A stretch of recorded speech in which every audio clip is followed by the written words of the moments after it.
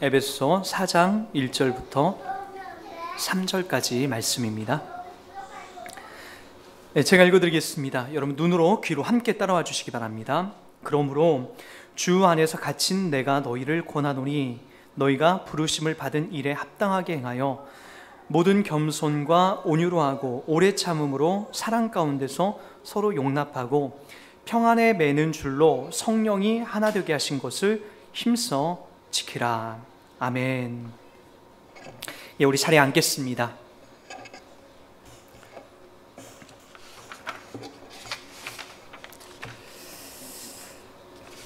한 주 또 여러분 잘 지내셔서 이 자리에 나온 줄 알고 있습니다. 참 시간이 빠르죠. 1월이 벌써 이제 중반이 지났습니다. 또 이렇게 12번을 지내면 또 우리는 한 살을 더 먹고 또 다른 이제 나이로 이제 흘러가게 되는 거죠. 그 학자들에 의하면 이런 얘기를 하는 걸 이제 많이 들었어요. 사람이 어른이 된다라는 것은 시간이 빠르게 간다라는 것과 이렇게 비례를 한대요. 시간이 참 빠르게 간다. 왜 이렇게 빨리 가지?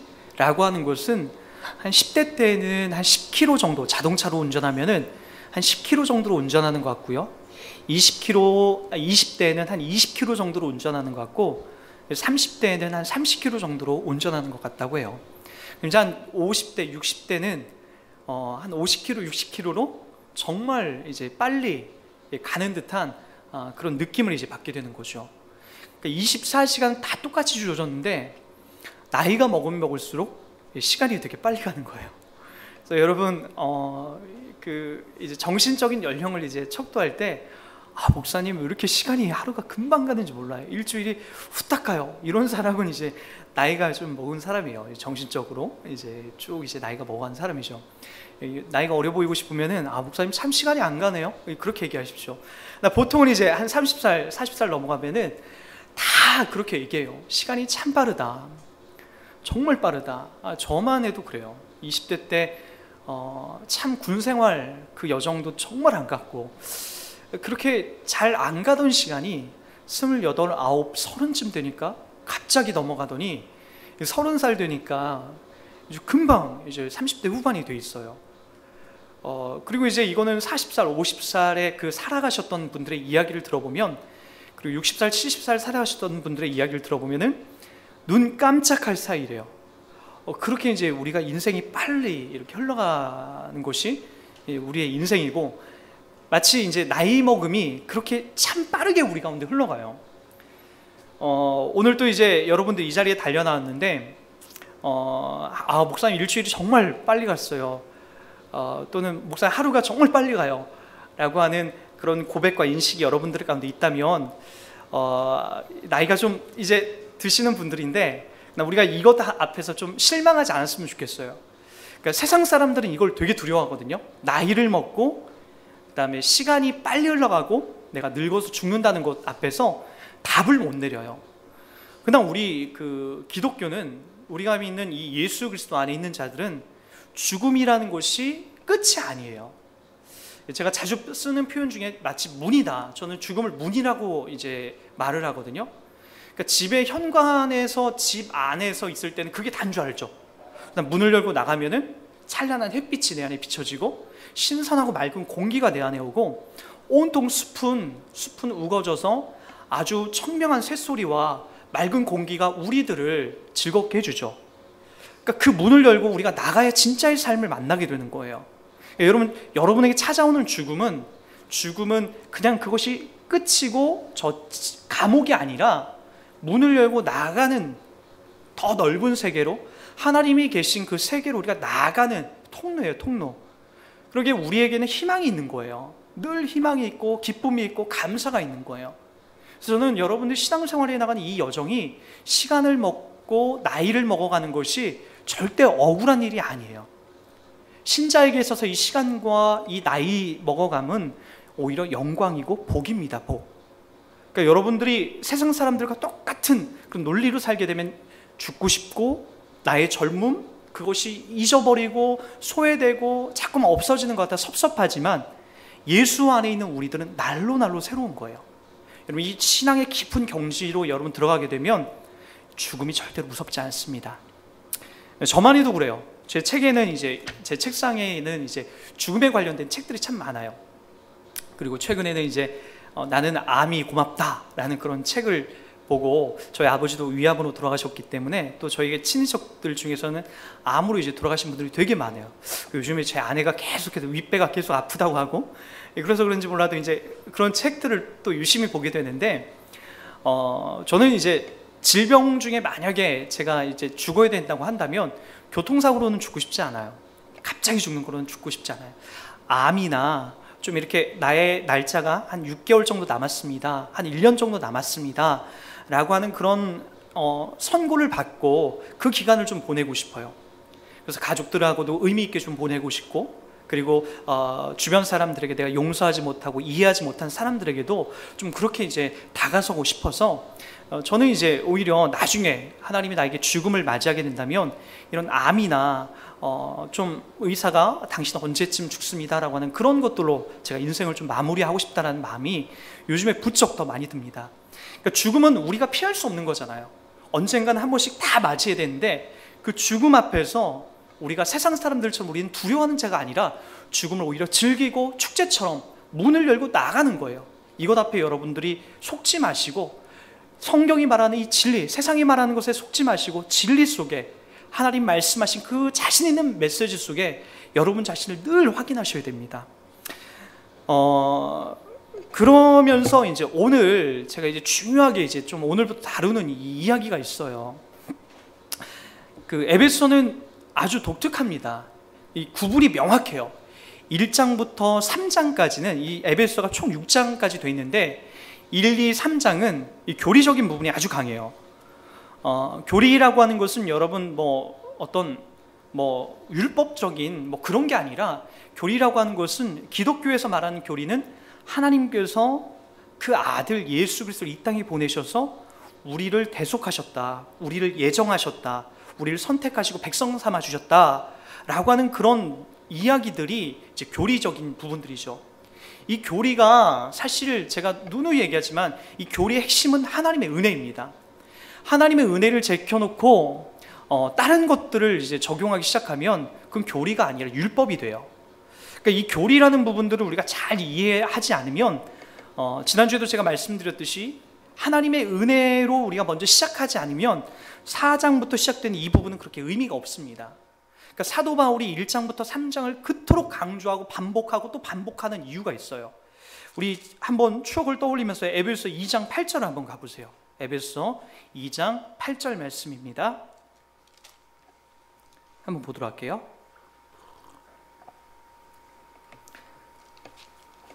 그 교리적인 1장과 3장 안에 가장 제가 대표적인 말씀을 뽑으라면 이 구절을 뽑는데요. 2장 8절입니다. 너희는, 다 같이 읽어볼게요. 시작. 너희는 그 은혜에 의하여 믿음으로 말미암아 구원을 받았으니 이것은 너희에게서 난 것이 아니요 하나님의 선물이라. 행위에서 난 것이 아니니 이는 누구든지 자랑하지 못하게 함이라. 뭔지 알겠습니까? 너희는 그 은혜에 의하여 믿음으로 말미암아 구원을 받았다는 거예요. 다시 한번 지난 시간들에 제가 14번째 이상 이렇게 그 에베소를 강해오면서 이 부분을 제가 그토록 강조하는 이유는, 우리가 받은 그 구원은, 우리가 누리고 우리 입에서 예수라는 그 고백들이 튀어나오는 것은, 고백되어지는 것은 내 힘이 아니라는 거예요. 가끔가다 어떤 사람들은 믿음이라는 것, 내가 믿었기 때문에 하나님이 내가 구원을 받은 게 아니냐라고 그렇게 먼저 접근할 때가 있어요. 나 여러분, 내가 믿었기 때문에 구원을 받은 게 아니라 그분이 내 안에 찾아오셨기 때문에, 자, 잘 보세요. 그분이 이 땅 가운데에 만들어 주셨기 때문에 이 지구가 존재하는 거죠. 우리 스스로 내가 믿었기 때문에 존재한다? 그건 틀린 거예요. 예수님도 마찬가지죠. 내가 믿었기 때문에 이 땅에 오신 게 아니라 뭐예요? 내가 믿음이 없는 상황에서, 아무것도 기대할 것 없는 그 상황에서, 그래서 말라기서 이후에 400년 동안 침묵기가 흐르잖아요. 더 이상 기대할 것도 소망할 것도 로마의 식민지라는 최악의 상황에 있었던 것이 이스라엘 백성 아닙니까? 언제나 메시아가 올까? 그들은 이제 다 자포자기하고 포기할 만한 그 상황 속에서 마국간에 은밀하게 예수 그리스도가 성육신에서 오신다라는 거예요. 아무런 소망이 없을 때, 인간에겐 더 이상 소망이 없을 때 무슨 이야기냐면 우리도 마찬가지요. 우리도 그분을 믿었기 때문에 내가 구원받은 게 아니라 그분이 내게 찾아오셨기 때문에 믿을 수 있는 힘이 생긴 거죠. 이걸 앞뒤가 바뀌면 안 돼요. 믿었기 때문에 찾아온 게 아니라 내 안에 찾아오셨기 때문에 이렇게 믿은 거예요.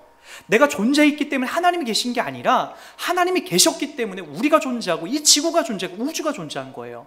이 순서를 바꾸게 되면 자꾸만 믿음을 통해서 뭐가 나오게 되면 나의 자랑이 나와요. 난 믿었는데 왜 넌 못 믿냐? 난 믿었기 때문에 기도응답 받았는데 넌 왜 기도응답 못 받느냐? 자꾸만 교회에서 다투고 싸우는 문제를 이렇게 흘러가요. 여러분, 가끔가다 이제 사람 정말 교회 가운데서 제가 그러더라고요. 어느 날부터 제 마음속에 이렇게 별로 만나고 싶지 않은 사람들이 있어요. 저도 이제 같은 동료 목회자들 그리고 사역자들 이렇게 보면은 만나고 싶지 않은 분들이 있는데 이런 분들이 야, 내가 전도해서 지난 연도에 뭐 한 10명을 전도했다. 야, 내가 기도했더니 하나님이 막 헌금도 더 많이 막 보내주시고, 그 다음에 내가 기도했더니 질병도 낫고, 내가 기도했더니 뭐가 회복이 되고, 내가 기도했더니 어떤 성도에서 귀신이 떠났다더라. 막 그거를 목사님들 이렇게 모이는 자리나 또는 저를 만나서 그런 이야기를 막 해나가는 사람은 전 더 이상 만나고 싶지가 않아요. 그러니까 자기가 했다는 거예요. 자기가 했더니 얻었다. 자기가 뭘 했더니 받아냈다. 그게 그 내면에 살짝 주님의 이름으로 했다라고 하는 거지만 그 이야기를 들어보면 주님은 거의 없어요. 자기가 했다는 거예요. 자기가 뭘 했더니, 자기가 금식을 했더니, 자기가 헌금을 했더니 하나님이 그렇게 했다더라. 자꾸 원인을 누구에게 찾느냐면 그 시작을 자기가 잘난 것에 그것을 찾아낼 때가 되게 많아요. 그러나 여러분, 주님이 우리 가운데 찾아오지 않으시면 이런 일들이 나타날 수가 없게 되고, 주님이 우리 가운데 믿음이라는 것을 시작하지 않으시면 우리는 하나님을 알 턱이 없다니까요. 그러게 어떻게 나의 자랑이 나고 나의 어떤 행함이 어떻게 튀어나올 수가 있는 거죠? 절대로 그러는 게 아니에요. 기독교 신학이라는 것은 철저하게 나는 무능합니다, 나는 아무것도 할 수 없습니다 라고 자기 부인에서 시작이 되는 거예요. 주님이 내 안에 찾아오셔서 나의 실체를 보여주는 거죠. 그래서 시작이 되는 것이 기독교 신앙이에요. 그래서 오늘 여기 뭐라고 나오냐면 2장 8절에 보면은 너희는 그 은혜가 먼저 나오는 거예요. 그 은혜에 의하여 믿음으로 말미암아. 그래서 믿음이 시작이 된 거죠. 은혜가 내 안에 시작됐기 때문에 믿음이라는 것으로 만들어지는 거예요. 이 믿음 자체도 하나님이 우리 가운데 은혜로 시작하셨기 때문에 믿음이라는 것이 나온 거죠. 그렇게 어떻게 나의 자랑이 나올 수 있는 거죠? 대표적인 예로 이제 구약의 아브라함을 이제 볼 수가 있죠. 믿음으로라는 이 단어 때문에 구약에서 이제 아브라함이 많이 칭송을 받는데, 여러분 그 성경은 구약에 있는 그 이야기들을 이렇게 신약 성경에 함축해 놓잖아요. 아브라함의 그 스토리, 많은 스토리를 몇 줄로 이제 함축해서 로마서의 어느 한 부분을 기록해 나갈 때가 있어요. 히브리서도 마찬가지고요. 그런데 이제 구약에 아브라함을 불러낸 것 보면은 아브라함도 믿음으로 불러냈다고 하거든요. 그 의미를 가만히 보세요. 아브라함은 그의 삶이 어떤 삶이었냐면은 여호수아 24장에도 증언하지만 짧게 증언하지만 아브라함은 저기 그 갈대아 우르라는 그 지역에 있을 때에 그쪽에서 어떤 일을 했었냐면 그의 아버지 데라가 우상을 만드는 집안이었어요. 우상을 만드는 집은 그 당시에 이제 전통적으로 아버지가 우상을 만들면 아들도 우상을 만드는 직업을 그냥 갖게 되는 거예요.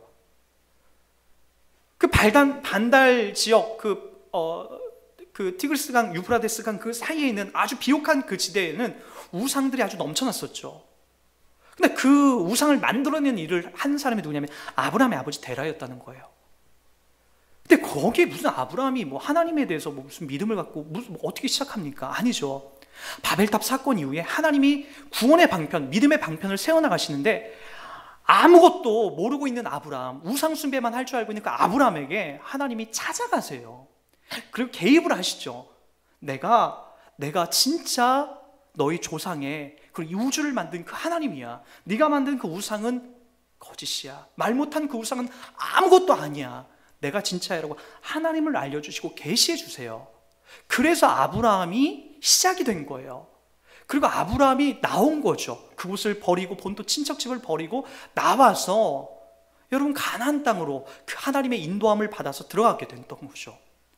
그러니까 여러분 무슨 얘기냐면은 아브라함이 좋은 믿음으로 시작한 것이 아니라, 그것을 왜 성경이 계속해서 반증하냐면, 아브라함의 신앙 여정은 실패의 여정이에요. 계속해서 하나님과는 상반된 길을 가고, 상반된 길을 갈 뿐만 아니라 하나님의 말씀을 안 믿고 거역을 하기도 하고, 대부분 다 그런 삶이었어요. 대부분이 다 그런 삶이에요. 그 이삭을 바친 그 사건은 나중의 일이죠. 나중에 몇십 년이 흐른 후에 우리는 다 모든 걸 지우고 아브라함의 두 가지만 기억해요. 그가 맨 처음에 믿음으로 순종해서 나왔다. 그리고 나중에 100세에 낳은 자기 자식을 하나님이 앞에 드렸다. 이 두 가지만 기억하고 아브라함처럼 우리도 그렇게 살자라고 얘기해요. 그 과정은 안 봐요. 그 과정. 아브라함이 나오기 전에 누가 먼저 시작했는지를 안 보고, 100세에 낳은 자식을 드리기 전에 어떤 일이 있었는지 안 봐요. 그러니까 아브라함에 대해서 오해를 하고, 그 아브라함을 볼 때마다 우리가 좌절하죠. 아브라함 자기 자식까지 하나님 앞에 드렸는데 우리는 자식은커녕 11조도 할 줄 모르는데, 거기에서 우리가 좌절하는 거 아닙니까? 성경을 왜곡하고 잘못 보게 되면 아브라함의 그 모습만 보이는 거예요. 잘한 행위만. 나 성경이 아브라함의 사건을 창세기에 오랫도록 기록한 이유가 있어요. 오랫동안 몇십 장을 할애해서 계속해서 기록해냈죠. 아브라함의 이야기를 보라는 거예요. 스토리를 보라는 거예요. 얼마나 형편없는 자였는지, 얼마나 부족한 자였는지 보라는 거예요. 근데 누가 아브라함을 아브라함 되게 만들어 가시죠? 아브라함 열국의 아버지로 이름을 바꿔주죠. 사례를 사라라고 하나님이 왜 이름을 바꿔주죠? 하나님이 그를 그렇게 바꿔가시는 거예요. 아무것도 잘한 것이 없음에도 불구하고 하나님이 그들을 바꿔가시는 거죠. 그래서 오늘 에베소 2장에도 그렇게 나오는 거예요. 뭐라고 하고 있냐면은, 너희는 그 은혜에 의하여 믿음으로 말미암아 구원을 받았으니, 그 은혜가 시작돼서 그 믿음의 시작이 여러분에게 터져서 그 은혜로 말미암아, 믿음으로 말미암아 구원을 받았으니, 이것은 그래서 뭐라고 한 번 더 강조하냐면, 너희에게서 난 것이 아니다. 너희들이 만들어낸 종교심이 아니다. 너희들이 짜낸 것이 아니다. 너희들이 만들거나 너희들을 세우거나 완성해 간 것이 아니다. 그것은 뭐였죠? 바벨탑이죠. 바벨탑은 허물어지는 거예요. 그리고 오직 하나님의 이름만이 남게 되는 거죠. 너에게서 난 것이 아니라 하나님의 뭐라고 나오죠? 선물이라. 그래서 또 9절에 또 한 번 강조하죠. 행위에서 난 것이 아니니 이는 누구든지 자랑하지 못하게 함이다 라고까지 이야기를 하고 있다는 거예요. 자랑하지 못하게 합니다. 근데 우리는 다 자랑해요. 내가 기도했더니 받아냈다. 내가 헌금했더니 하나님이 더 큰 걸 주셨다. 그리고 우리가 간증하는 간증 집회만은 보더라도, 제가 어렸을 때만 보더라도 천국 지옥 갔다 온 간증, 그런 이야기를 보면은 다 자기 자랑이에요. 다 본인이 잘났대요. 그리고 가끔가다 본인이 못났다는 이야기도 마치 그것은 동정심을 받아내려고 하는 듯한 그런 느낌 속에서 이야기하지, 정작 하나님이 그 간증 집회에 잘 드러나지가 않아요. 오직 자기의 영광만, 자기의 의만 그곳에 가득 드러나는 것을 간증 집회를 통해서 수없이 많이 보게 됩니다. 여러분, 자랑할 것이 없는 거예요. 우리는요, 오직 하나님만이 존재하게 되고 나타나게 되는 거죠. 그래서 우리가 죽을 때에도 아무것도 가지고 가는 게 아니에요. 이 땅에서 자랑할 만한 거, 이 땅에서 누릴 만한 그 어떤 것도 내 손에 쥐고 가는 게 아니라 다 놓고 가는 거예요. 그 죽음 앞에서 우리는 공평하게 되는 건데, 그 죽음 앞에 살아나는 자가 누구냐는 거예요. 오직 예수 그리스도 안에 이 은혜와 이 은총의 선물을 받은 자들에게만 하나님의 이 구원의 은혜와 은총이 흐르게 되는 거죠. 그래서 여러분, 1장부터 3장까지는 그래서 이 하나님의 은혜, 이 선물, 이것을 사도 바울이 그토록 강조하는 거예요. 그래서 여러분들이 4장부터 이제 시작되는 이 범위가 여러분들에게 그렇게 쉬운 범위가 아니에요. 호락호락하지 않아요. 여러분, 이 부분부터는 여러분들이 정말 결단해야 되고, 정말 여러분들 새롭게 여러분 마음가짐을 가져야 되는 이유가 계속해서 등장을 해요. 여러분, 이 부분을 제가 쉽게 못 들어가는 이유가 있었다고 했죠. 그것은 여러분들이 아까도 얘기했지만은 하나님의 이 귀하고 깊은 은혜를 여러분들이 누리지 못하면, 받지 못하면, 그리고 이것을 깊이 깨달지 못하고 4장으로 무턱대고 딱 들어가면은 그것만 남아요. 4장에 기록된 거, 뭐 형제와 화목하고 내 아내에게 잘하고 남편에게 잘하고 내 부모에게 공경하라, 마치 맹자왈 막 그러면서 저 유교나, 그리고 우리 그 불교에서 말하는 팔정도나 그런 것들로 이것들과 거의 비교가 돼요. 요즘에 그 법정 스님의 책이나 그리고 그 많은 요즘에 스님들이 힐링과 관련된 그런 이야기들 많이 내놓지 않습니까? 페이스북이나 카카오 스토리 가보면은 꼭 그런 스님들의 이야기가 나와요. 대부분 다 보면은 산상수훈의 이야기과 엇비슷한 이야기들이 되게 많아요. 그리고 오늘 에베소 4장부터 진행되는 이런 이야기들이 누구에게 잘하고 자기 욕심을 내려놓고 그다음 무소유하고 마치 되게 비슷하게 흘러가요. 그러나 거기에는 그들의 종교심만 있어요. 그걸 통해서 부처가 되려고 하는 그런 윤리적인 율법적인 걸 통해서 부처가 되려고 하는 그런 모습만 가득한 거예요. 그리고 그들은 1장부터 3장의 이야기가 없어요. 오직 4장부터 이야기만 가득가득 흘러나요. 그러나 우린 달라요. 우린 뭐가 중요하냐면 1장부터 3장이 중요하다는 거예요. 주님이 우리 가운데 찾아오신 이 말할 수 없는 은혜, 자기를 부인할 수밖에 없는 그 은혜, 그 은총을 받은 자가 4장을 들어갈 담대한 담력을 누리게 되는 거죠. 그럼 4장부터는 어떻게 시작하죠? 그러므로예요. 그러므로는 뭐예요? 지금까지 1장, 2장, 3장까지 있었던 그 모든 것들을 여러분도 한번 생각해 보라는 거예요. 그러므로 그 하나님의 무한하신, 여러분에게 일하신 그 무한하신 크신 은혜를 생각하라는 거죠. 어젯밤에도 이제 우리 청년 중에 한 자매에게 제가 이제 일주일에 그래도 최소 내가 한 번은 연락을 해야 되겠다. 대부분 이제 그것이 토요일 밤에 진행이 되지만 이렇게 카톡을 하나 보냈는데 오는 답이 그래요. 목사님, 저도 참 신기해요. 제가 교회를 나와서 이제 막 이렇게 신앙생활을 시작하고 있는데 하나님의 이 은혜, 예수님이 나를 이렇게 변화시켜가는 모습들을 보면 너무나 신기하대요. 여러분, 주님이 여러분 가운데 시작하셨기 때문에요. 여러분은 그 전에 도덕책도 다 봤고 그 다음에 스님들이 말한 유명한 말도 많이 들었고 책은담부터 시작해서 아버지 어머니부터 아주 훌륭한 바르게 자라는 그런 숱한 교리와 많은 것들을 들었어요. 실질적으로 근데 여러분들이 변하지 않죠. 상식선에서 이 땅을 살아가는 법과 도덕 때문에 상식선에서만 변할 뿐 여러분 근본적으로 여러분 잘 변하지가 않습니다. 그러나 주님이 여러분 가운데 개입하시기 시작하면 여러분의 근본적인 모습이 바뀔 뿐만 아니라 상황적인 모습들도 변화할 수밖에 없어요. 그 이유가 있죠. 한 사람을 좋아하기 시작하면, 그러니까 여러분 남녀 간의 사랑도 마찬가지죠. 한 사람을 좋아하기 시작하면, 그 남자와 그 여자를 사랑하기 시작하면 나 자신이 변해요. 그 여자에게 내가 아침 일찍 일어나서 모닝콜을 해줘요. 저도 저희 아내한테 그런 약간 평생 해보지도 않은 그런 약간 미친 짓을 해본 적 있는 것 같아요. 예전에 깨어나라고 일어나라고 나 자기도 바쁜데 아내를 좋아하기 시작하니까 모닝콜을 하더라고요. 아내가 출근해야 되니까 밤새도록 해야 되니까 그 연애할 때 전화를 눌러서 아침에 일어나라고 해주더라고요. 저 자기도 바쁜 사람인데 아침잠도 그 당시에는 많았던 사람인데 변해요. 바뀌어요. 사랑하니까 바뀌게 되더라고요. 여러분들도 그러지 않나요? 누군가를 사랑하고부터 내가 참 변해요. 외모도 바뀌게 되고 옷도 바뀌게 되고 나의 성격도 바뀌게 되고 점점 그 사람이 좋아하는 일로 바뀌게 되는 거예요. 하나님이 여러분들 속에 개입하시고 여러분들이 하나님이 누군지 알게 되면서 점점 그분의 원하시는 삶의 모습을 바뀌어가는 것이 4장의 이야기예요. 그러므로 주 안에서 갇힌 내가 왜 갇혀있죠? 사도 바울은 이 에베소가 옥중서신이라고 했어요. 제가요 옥중서신, 감옥 속에 지금 갇혀서 이 편지를 기록해 나가고 있습니다. 그러니까 얼마나 영광스러운 거예요. 얼마나 우리가 우리 자신을 돌아보게 합니까?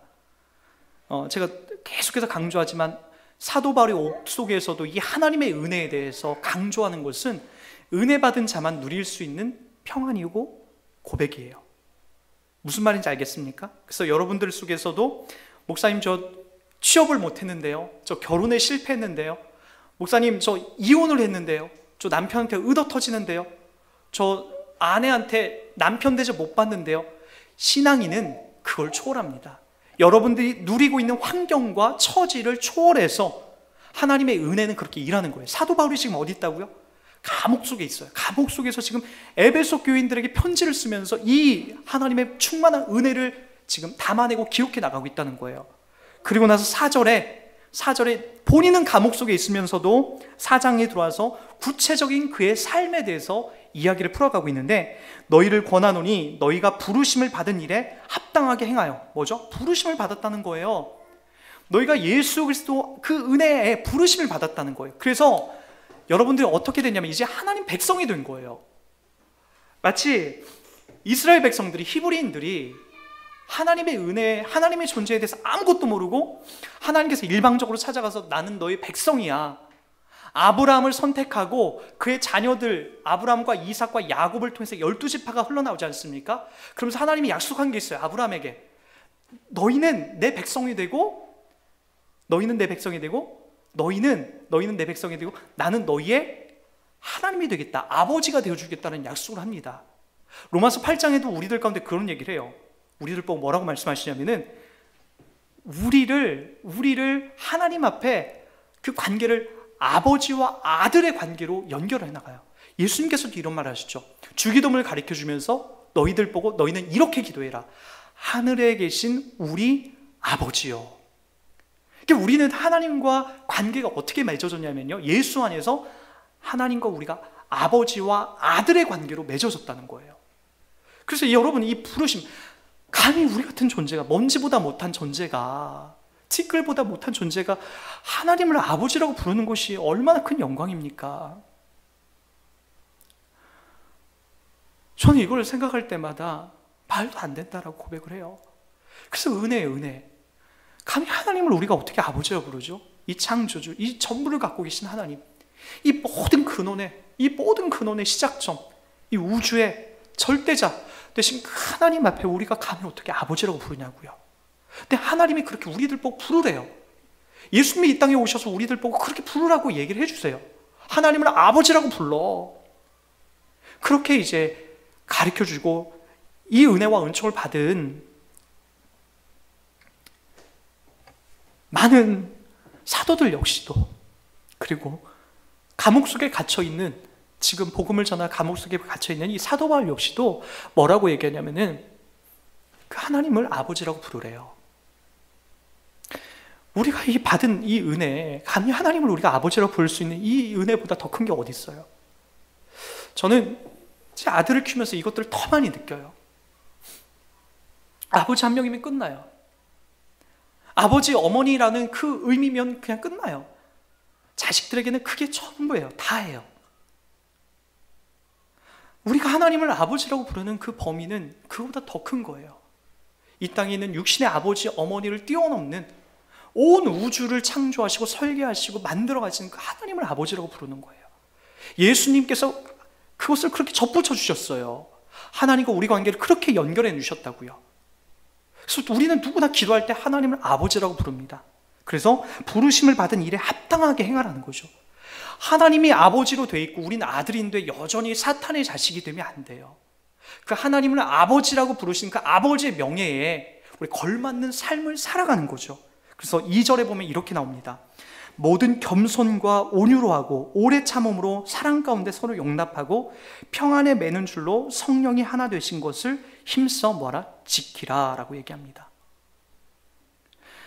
여러분, 모든 겸손과 온유로 하고 오래 참음으로 사랑 가운데 서로 용납하고, 이 단어가 잘 여러분과 다가오진 않을 거예요. 도대체 겸손은 뭐고, 온유는 뭐고, 오래 참음은 뭐고, 사랑 가운데 서로 용납하는 건 뭘까? 여러분, 이걸 좀 쉽게 우리 좀 정의를 하면은, 여러분들의 이제 하나님을 알고부터 그분을 이제 닮아가는 거거든요. 그분이 이 땅 가운데 오셔서 행하셨던 그 모든 그림들을 닮아가시는 건데, 가장 그분이 하셨던 사역 중에 가장 위대한 것은 성육신이에요. 성육신과 십자가죠. 성육신이라는 것은 저 하늘에 있는 모든 그분의 영광을 버리고 이 땅에 오신 거예요. 제가 자주 쓰는 표현이지만, 여러분들 보고 개미가 되라고 하면, 개미를 사랑해서 개미가 되라고 하면 여러분 개미가 될 수 있겠어요? 성육신이라는 건 마치 그런 거예요. 하나님이 사람의 몸을 입고 이 땅에 오셨다. 마치 우리들 보고 개미가 되라고 하는 것보다 더 심한 말이에요. 근데 그분이 그렇게 됐어요. 우리를 사랑하셔서 우리의 형편과 우리의 상황을 경험해 주시죠. 마치 우리가 사람들을 대할 때 이와 같은 모습으로 이제 대하고 다가서는 거죠. 모든 겸손과 온유로 하고 오래 참음으로 사랑 가운데 서로 용납하라. 주님이 우리 가운데 찾아오신 그 깊은 의미를 헤아리게 되면 아까도 말씀드렸지만은 자랑이 나올 수가 없어요. 자랑이 나올 수 없어요. 친구를 만나거나 내 가족을 만나거나 내 가까운 지인들을 만날 때 나는 뭘 해서, 나는 뭘 잘나서, 뭘 있어서 이런 걸 말 못해요. 그리고 오직 나는 죄인입니다, 나는 악한 존재입니다 라고 하는 그 전제 속에서 대화를 풀어갈 수밖에 없어요. 오래전에 이제 저의 이야기를 좀 여러분하고 좀 나누고 싶어요. 성경은 이것을 우리들 보고 계속 이게 자라간다라는 그 표현을 쓰거든요. 자라간다. 이 자라간다는 것이 성경에 얼마나 많이 기록되냐면은 에베소 4장 15절에도 이렇게 이제 기록되고 있어요. 4장 15절에 보면은 오직 사랑 안에서 참된 것을 하여 범사에 그에게까지 자랄지라. 그는 머리니 곧 그리스도라. 그러니까 여러분들이 이제 하나님의 이 은혜를 받고 나서 여러분 계속해서 자라는 훈련을 해야 돼요. 자라는 훈련을 해야 되는데 그 첫 번째 그 시작점이 뭐냐면은 자기를 계속해서 부인하는 거예요. 부인하는 거예요. 오래전에 이제 아까도 이제 그 이야기를 제가 좀 이제 하려고 했는데 저희 삶 속에서 이제 여러분들에게도 이제 제가 다 말씀드렸지만은 하나님을 인격적으로 만나기 전에는 저는 이제 이 땅을 되게 삐딱하게 봤어요. 왜 나는 가난하고 왜 저 사람 부자일까? 학교에 가서 이제 더 그것이 이제 펼쳐졌죠. 얼마 전에 이제 요즘 밴드 모임이라고 하죠. 초등학교 밴드 모임에 누가 한 명이 들어왔더라고요. 진성이라는 애인데, 진성이라는 아이를 내가 가만히 돌이켜 보니까 걔예요. 걔. 초등학교 1학년 때 제가 고무신 신고 학교에 간 적이 있는데 가난해서 진성이하고 경상이가 뭐 이 설교를 듣진 않겠죠. 그때 이제 그 고무신을 들고 앞문을 열고 야, 이 신발 누구 거냐? 요즘에 고무신 신냐? 라고 하면서 막 놀렸다고. 전교에 이제 고무신 사람이 두 사람이 있는데 5학년짜리 이제 선배 중에 약간 무당 신들린 사람이 있었는데 그 사람이 이제 그런 이유 때문에 고무신을 신고 다녔고 저희 집은 가난했기 때문에 진짜 고무신을 신고 다녔어요. 처음에는, 여름에는요. 운동화가 적고 운동화가 없었던 건 아니에요. 하나가 있었는데 적고 찢어지고 막 물에 막 젖고 그런 비 오는 날에 그 다음날 못 신잖아요. 그래서 고무신을 신고 갔어요. 없는데 어떻게 해요? 맨발로 갈 수는 없잖아요. 그래서 그거를 이제 막 놀렸던 그 친구, 그리고 너 가난하고 냄새 난다고 막 나를 막 밀치고 옷을 막 땡기고 막 했던 그 진성이 부천에 살더라고요. 밴드에 가입해서 그래서 내가 얘를 추적해서 좀 찾아가 볼까 뭐 그런 마음도 있었는데 이건 장난이죠. 뭐 그런 일들 속에서 어떤 일이 벌어졌었냐면은 남의 물건을 훔치기 시작했다고 했죠. 불공평하게 느껴지는 그 상황들을 보면서 훔치고 빼앗고 이런 것들이 제 6학년 동안에 계속해서 삶이었어요. 담임 선생님이 지갑에 또 돈을 여러 차례 훔칠 정도로 말다한 거죠.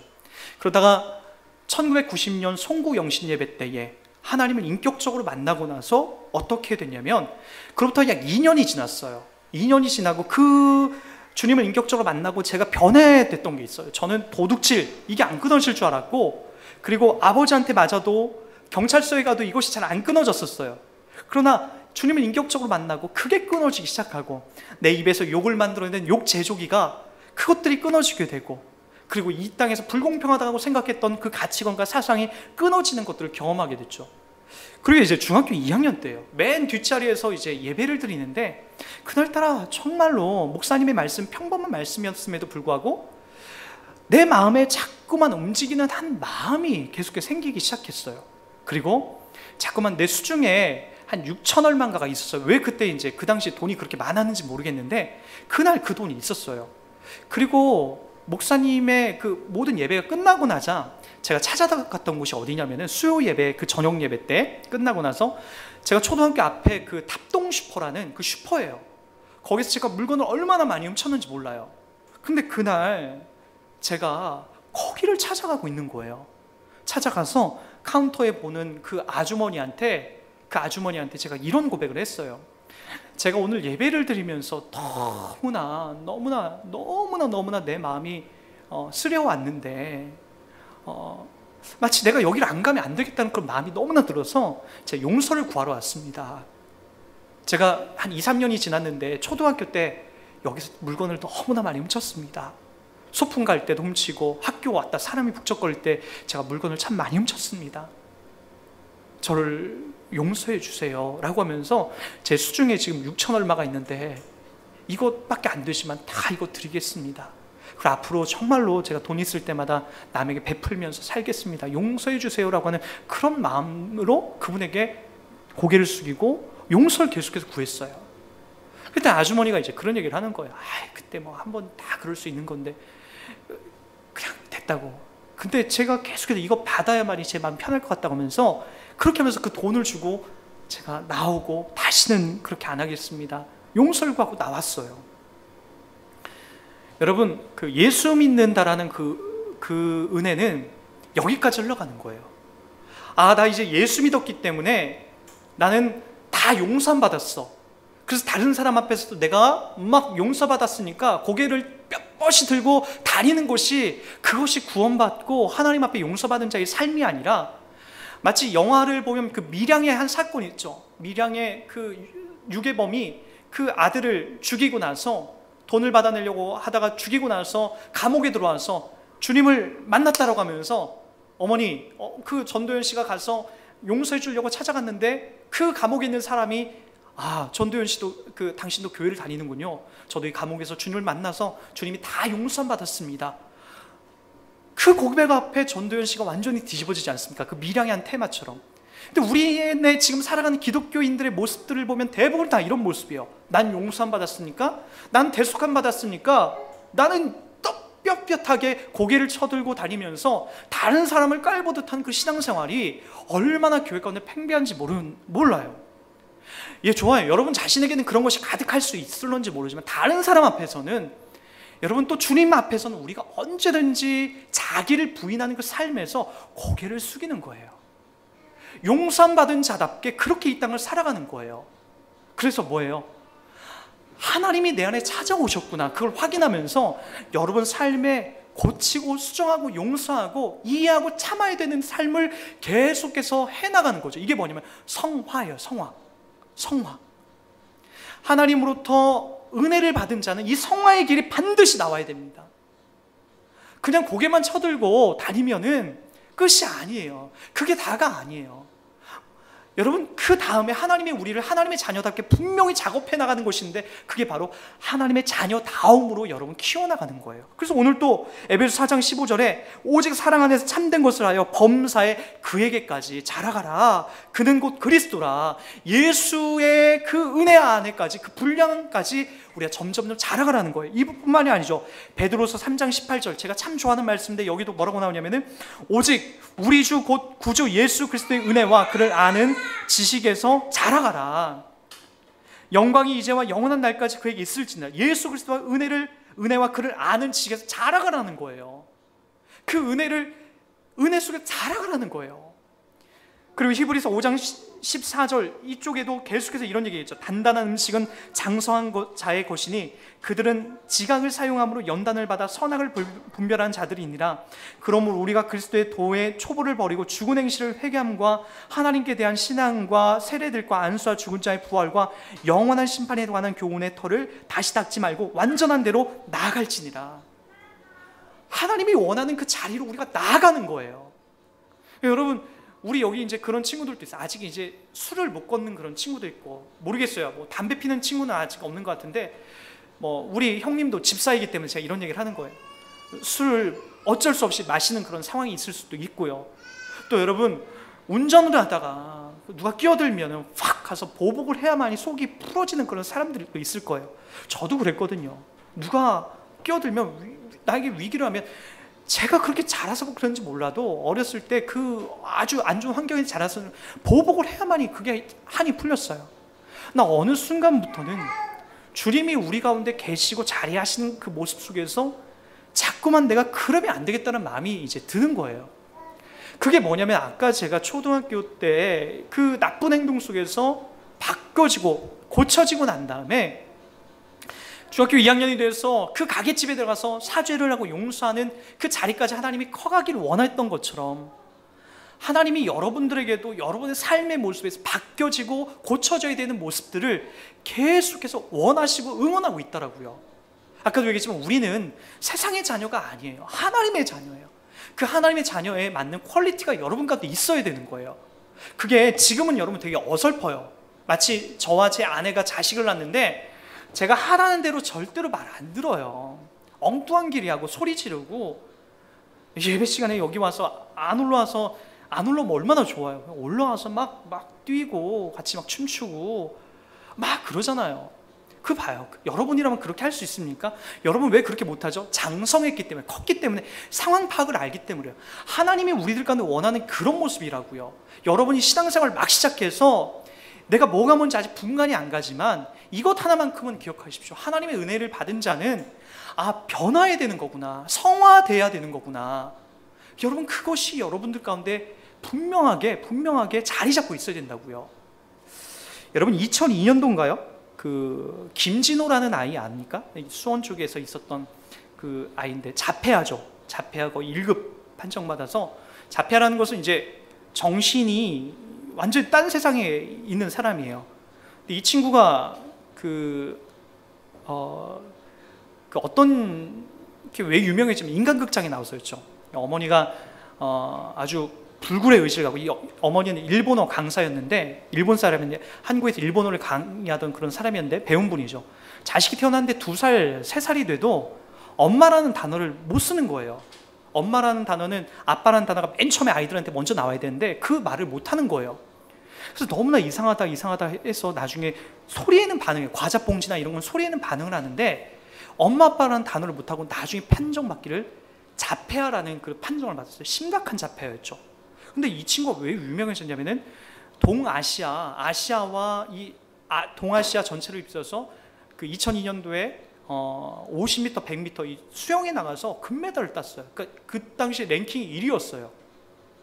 근데 이 아이가 자폐아인데 이렇게 키워나가기까지 헌신했던 분이 바로 누구냐면 그의 어머니였어요. 어머니. 그 어머니가 자기가 갖고 있는 그 직업을 다 포기하고 이 아들에게 올인하기 시작했죠. 처음엔부터 올인했던 건 아니에요.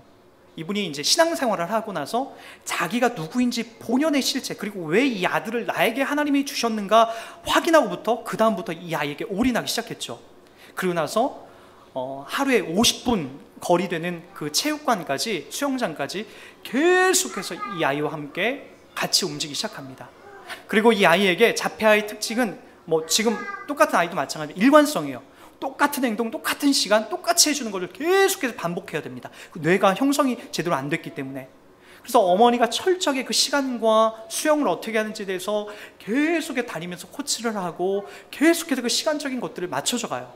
그리고 나서 마침 이 아이가 나중에 동아시아 2002년도 계속해서 장애인 올림픽에 나가서 50m 금메달, 100m 금메달 따서 이제 랭킹 1위 선수가 됐죠. 이 나중에 엄마가 인터뷰했던 그 이야기가 참 이렇게 나와요. 나중에 진호가 금메달을 따고 나서 쭉 했던 이야기 중에 진호와 나는 뭐라고 얘기하냐면 한 몸입니다. 이 아이와 내가 한 몸이 됐습니다 라고 하는 그런 고백들을 담아내요. 그리고 많은 사람들의 그 심금을 울려주고 아이를 어떻게 교육해야 되는지, 그리고 많은 자폐아 어머니들의 희망과 소망이 되었죠. 여러분, 하나님이 여러분들이 자폐아 같고 아무리 이 땅 가운데서 실패하고 연약해 있는 사람이라 할지라도 하나님이 여러분들을 그렇게 바꿔가십니다. 아니, 여러분들이 그렇게 여러분의 잘못된 이 땅의 세속적인 것들에 빠져있는 그 삶의 모습들을 하나님은 끈질기게 여러분의 개입해서 바꿔나가실 겁니다. 여러분 혼자 하는 게 아닙니다. 하나님이 일관성 있게 여러분들 가운데 개입하여 주셔서 여러분들이 여전히 세속적인 것들을 바꿔가고 그것들을 싫어지도록 여러분들이 바꿔져가는 그 삶을 하나님이 계속해서 작업해 나가십니다. 이게 뭐냐면 성화예요. 성화. 내가 내 스스로 도 닦듯이 바꿔나가는 것이 아니라, 그래서 유명한 도인이 되는 것이 아니라 하나님이 내 안에서 일하셔서 나의 자신이 하나님을 닮아갈 수 있도록, 그에게까지 자라갈 수 있도록 그분이 개입을 하시죠. 그래서 여러분, 신앙생활은 괴로울 수밖에 없어요. 왠죠? 여러분 세상 속에서 있는 삶의 모습과 하나님과 하나님의 자녀로서 살아가는 것이 매일같이 이 스파크가 튀기기 때문에 그래요. 오늘도 튀길걸요?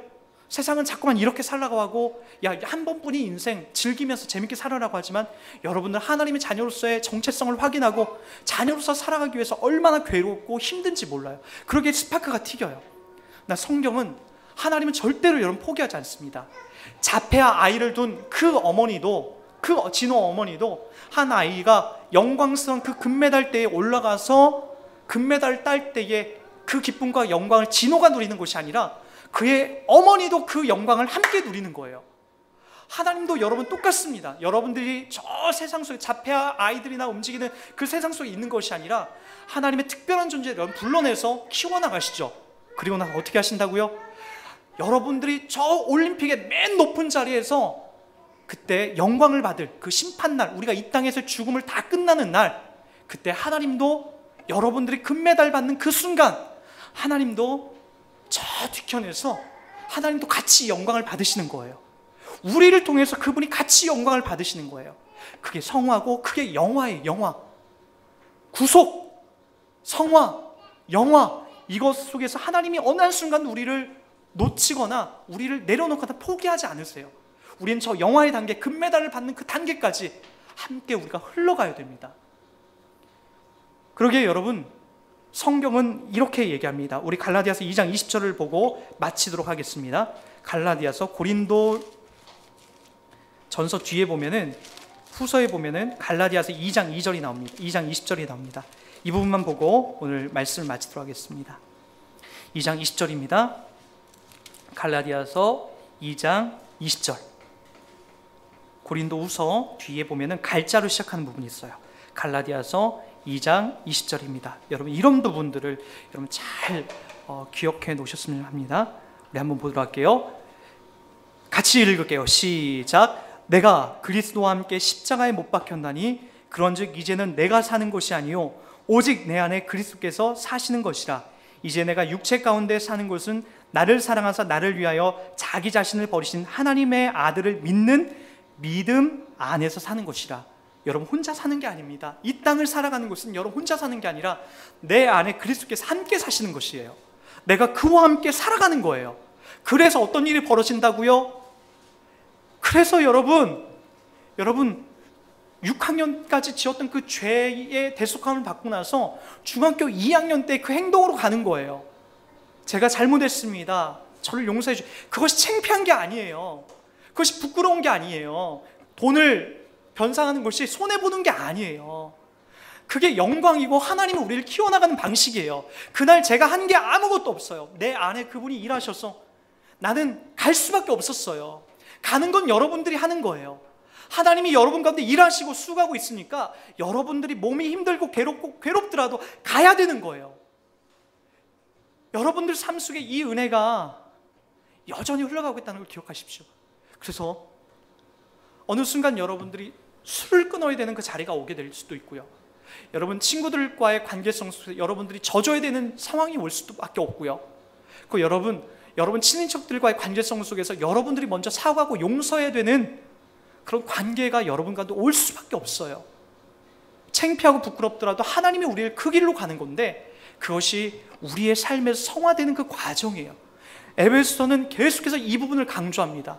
하나님의 자녀다운 그 삶의 여정을 우리들 가운데 살아가라고 이야기를 합니다. 모쪼록 내 안에 그리스도께서 함께 살고 있으니까 두려워하지 마시고 걱정하지 마시고 하나님이 우리 가운데 계신 이 은혜와 은총을 기억하시면서 하나님은 우리를 영화롭게 인도하실 그 삶의 여정에서 여전히 여러분 순종해 주시고 그리고 여러분 고개를 끄덕여 주면서 주님이 여러분 붙잡아가는 그 길 가운데 여러분 함께 그분과 담대히 그 길을 가시길 그리고 그 안에서 자라가시길 주의 이름으로 부탁드리겠습니다.